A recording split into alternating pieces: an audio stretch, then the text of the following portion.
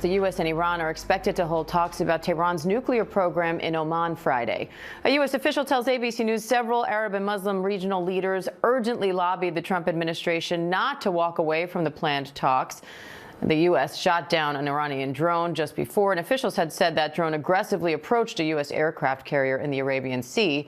Now the White House has agreed to move the nuclear talks from Turkey to Oman, but the Secretary of State says any meaningful discussion must include Iran's nuclear program, missiles, and ties to terrorist proxies. Chief Foreign Correspondent Ian Pannell has the latest on all of that. Hi, Ian. So the last time the U.S. and Iran sat down for talks was right before Israel launched the 12-day war in Tehran last June. So how significant are these talks happening now, and what does the change in venue tell you? Yeah, that's right. It's pretty ominous because those talks before the June 12-day war were also in Muscat, the capital of Oman. I think these are very important talks. The president, certainly taking him at face value, seems serious that there has to be a deal. Otherwise, there will be military action. And he's pretty much been reinforcing that message even over the last day or two. I think the crucial thing here is what are they actually going to discuss? In other words, is the agenda just solely on Iran's nuclear ambitions? It's been accused repeatedly of trying to obtain a nuclear weapon, something that Iran has consistently denied. Although it's the amount of uranium, enriched uranium, and enriched to a certain point where you could conceivably start to use it to construct a nuclear weapon has been diminished by that action back in June. There are many people who are still concerned that there's about 400 kilograms or so of this material.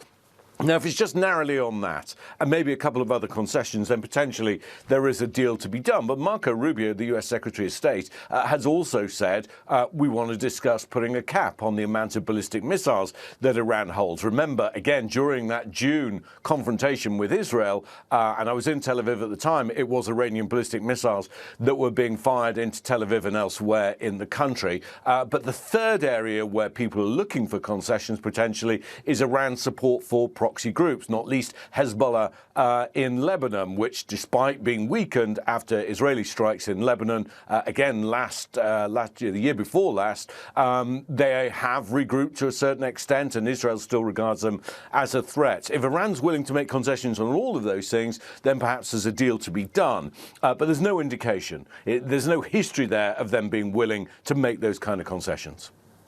Iranian authorities insist talks will be exclusively on the nuclear program and lifting the sanctions on Iran. Are both sides on the same page here as far as the agenda goes? Yeah, I think that's a key question here. There doesn't seem to be much evidence of that. And even this will they, won't they, in terms of take part in the talks this week. There's a US official telling ABC News that a number of regional leaders and senior figures within countries were actively lobbying the Trump administration not to walk away from these talks, suggests there are deep concerns.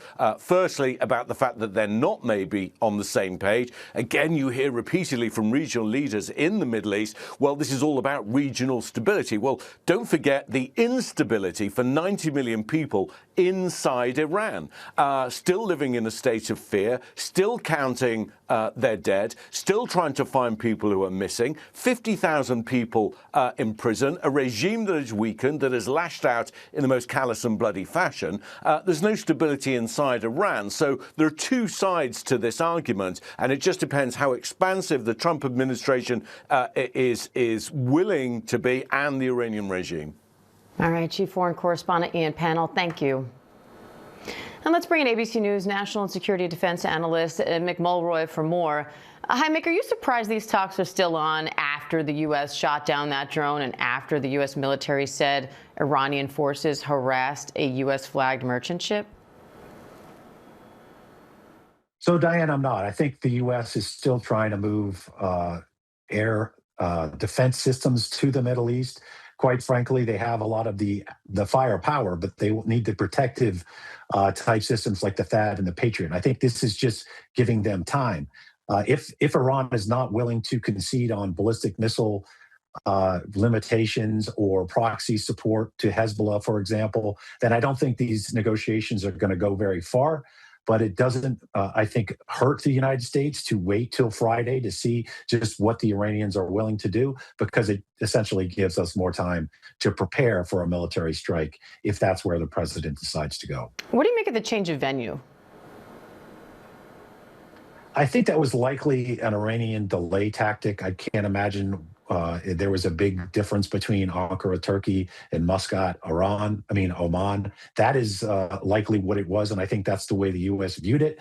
But as Ian pointed out, there was a lot of pressure on the United States from our Gulf partners to go ahead and take the switch and do at least the negotiations to start with, just to see where they go. And I think that's where the U.S. is heading.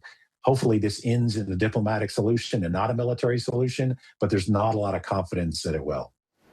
Mick, you say the U.S. still faces many hurdles with these talks. What do you mean by that?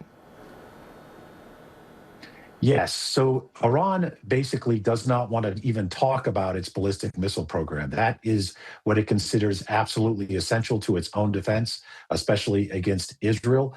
And they view their support to what they call allies, what we call terrorist organizations, as absolutely key to their strategic policy and how they execute that. If they can't do that from their perspective, they have little other options. But from the United States, that is one of the biggest problems with stability in the Middle East, is this near continuous support to groups like Hezbollah, Hamas, the Houthis, militias in Iraq, all done by the IRGC, all done by Iran. If they didn't do that, they would not have the means to do much of the attacks and destabilization they do in the region. National security and defense analyst Mick Mulroy, thank you.